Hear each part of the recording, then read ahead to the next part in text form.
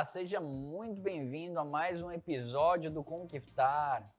Eu sou o professor Paulo Torres e vou estar aqui com vocês com Química, tá bom?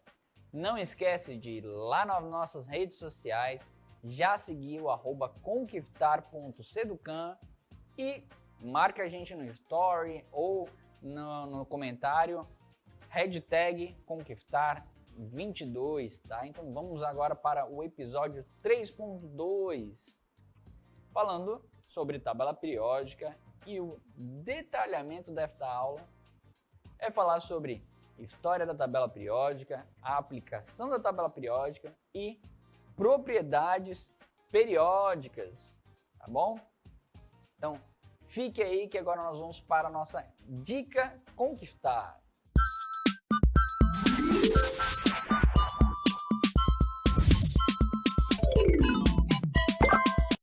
Olá, seja muito bem-vindo novamente. Agora nós estamos nos exemplos do dia a dia, tá? E é importante você depois dar uma olhada nessa tabela periódica, dar uma pesquisada nesse site, porque ele vai mostrar vários elementos químicos e onde você consegue encontrar ele aí no dia a dia, tá? Da sua vida, em qualquer momento. Então, vamos dar uma olhada aqui, ó. Nós temos aqui vários elementos, por exemplo, nós temos o lítio. Se você clica no lítio, ele vai abrir aqui para você qual é a importância do lítio, onde lítio é encontrado, tá? Então nós conseguimos ver aqui que ele é encontrado nas baterias, e aqui tem outras informações muito interessantes para que serve esse elemento, tá? Então é importante você dar uma olhada depois. Vamos ver aqui outros elementos, por exemplo, o elemento hélio, que geralmente você encontra, né, em balões. Então nós temos aqui o hélio. E aí, novamente, é apenas em balões? Não, a gente consegue ver também ele na atmosfera inerte, em processos industriais, em vários aspectos aí, tá? Então, cada elemento aqui neste site vai mostrar para você, a partir da tabela periódica, que nós já mostramos aqui na aula anterior. Se não assistiu, tá? Depois aguarda que você vai estar acompanhando direitinho com a gente, tá? Então aqui são vários elementos importantes e a aplicabilidade de cada um deles que você consegue encontrar no dia a dia, tá bom?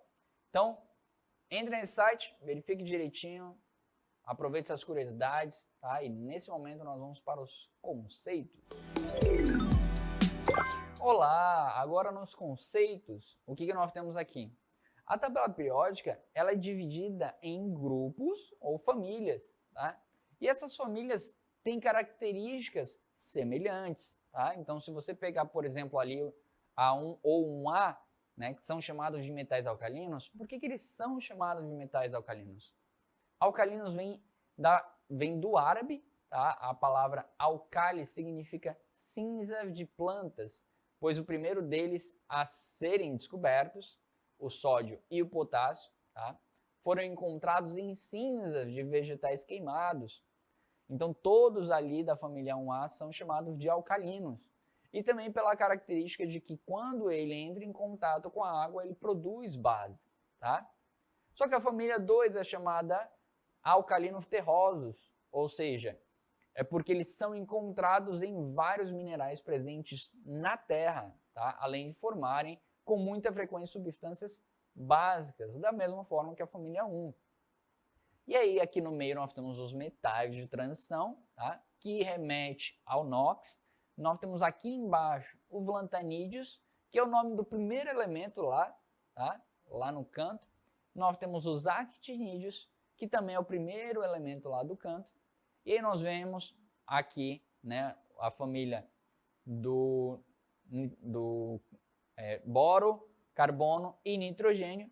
E aí nós temos aqui os calcogênios. E aí, novamente, os calcogênios, a origem é cálitos, tá? Que quer dizer, com a junção do termo gênios, quer dizer origem nobre, tá? Os calcogênios. E nós temos os halogênios também, que tem o seu nome derivado do grego, que significa formadores de sais. Você vai aprender, né, ou já deve ter visto nos episódios anteriores, sobre ligações químicas. Então, geralmente aqui nós temos o Cl, que ele está bem aqui, e nós temos o Na lá do outro lado, que forma o NaCl, o cloreto de sódio, tá? E por último, nós temos aqui os gases nobres, tá? Que são elementos que não interagem, tá? Com os plebeus, nós podemos dizer assim, ou seja, com todos os outros, porque ele já está completo com 8 elétrons, tá bom? Então vamos agora para a dica 1. Olá, seja bem-vindo para a dica. E essa dica ela é muito importante, porque na tabela periódica nós temos as propriedades, tá? Químicas e físicas. O que nós vamos falar aqui são as propriedades químicas, que é o que mais você vê em vestibulares, em exercícios e principalmente na escola, tá? Essas propriedades, elas vão ser utilizadas na primeira série, na segunda série e na terceira série. Então são propriedades essenciais para vários conteúdos que você vai entender, tá? Ou já conhece, tá? Então, preste atenção que várias propriedades dessas estão unidas em uma tabela periódica, tá?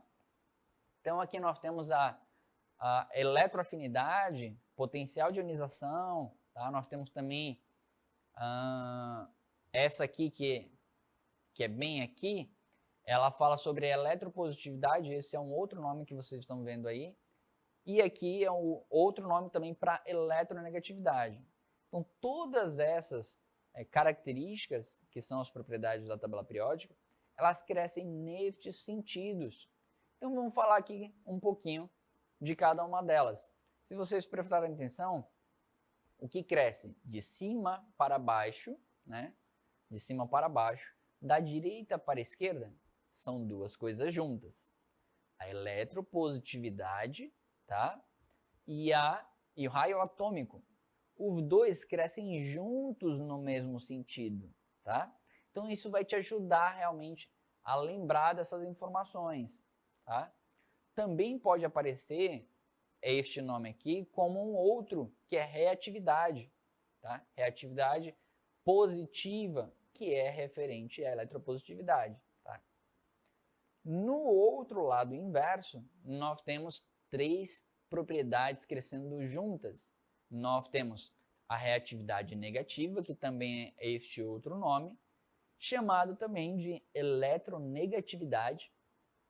E a eletronegatividade ela cresce da esquerda para a direita, de baixo para cima, junto com a eletroafinidade e o potencial de ionização, tá? Eles crescem juntos. Ou a afinidade eletrônica também pode aparecer aí na sua prova, tá? Só que é importante analisar o seguinte, não esqueça nessa dica, que raio atômico cresce com os gases nobres, tá? Porque gases nobres têm realmente raio atômico. Eletropositividade, tá? Que é a capacidade de ficar positivo, tá? Ou reatividade positiva, não vai ter gases nobres, tá? Ele não entra ali, porque, novamente, os gases nobres eles não vão interagir com outros elementos, eles não vão fazer ligações, tá? E a eletronegatividade, professor, que é o contrário, né? Então nós temos essas duas características aqui que você está vendo, nenhuma delas, tá? Vai crescer com os gases nobres, tá? Já potencial de ionização, eletroafinidade, tá? Esses dois, um deles, o potencial, é a energia necessária para retirar elétrons, então eu posso retirar elétrons dos gases nobres, então ele entra, tá? Nessa característica. E nós temos a eletroafinidade. A eletroafinidade é quando ele ganha um elétron, ele libera energia. Então ele não ganha elétrons, tá? Os gases nobres não ganham elétrons. Então não entram os gases nobres, tá bom? Espero que tenha entendido dessa dica. É muito importante você ter isso aqui ou na sua tabela periódica ou no seu caderno, tá? Com todas essas propriedades aqui, tá bom? Então vamos agora para o conceito. Olá, agora nós vamos para o conceito 2. Então preste atenção que nós vamos esmiuçar aqui todas essas informações que você viu ali na dica, tá? Vamos aprofundar um pouquinho mais. Então, vem comigo. Dá uma olhada aqui que nós temos o crescimento da eletropositividade, como falamos, da direita para a esquerda, de cima para baixo, claro. Mas o que é eletropositividade? É a capacidade, e aí para essas duas propriedades é muito importante você lembrar disso. Capacidade, tá? De ficar positivo, neste caso. Então o elemento que está bem aqui embaixo é o frâncio, tá? Então ele tem maior capacidade de ficar positivo. Por isso que nós temos geralmente também esta designação, né, essa forma de representar, e para cá nós temos, né, essa seta bem aqui onde nós temos o flúor, que é a capacidade de ficar negativo, tá? Então aqui negativo, não esquece, positivo e negativo.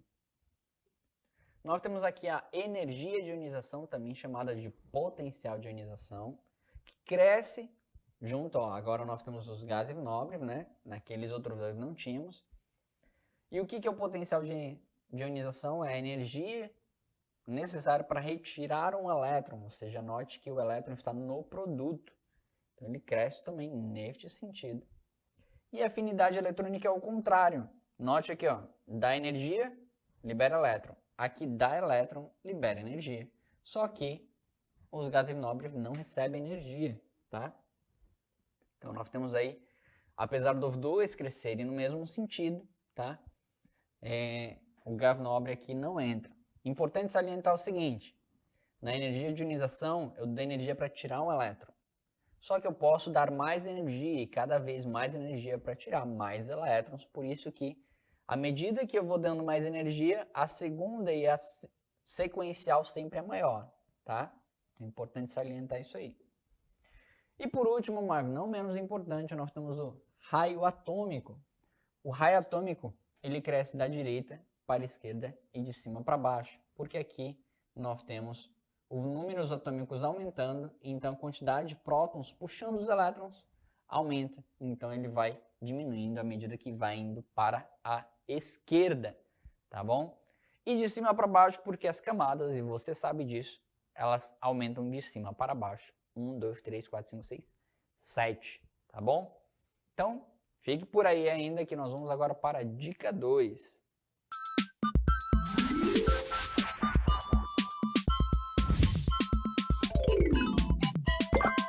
Olá, seja bem-vindo à dica número 2, tá?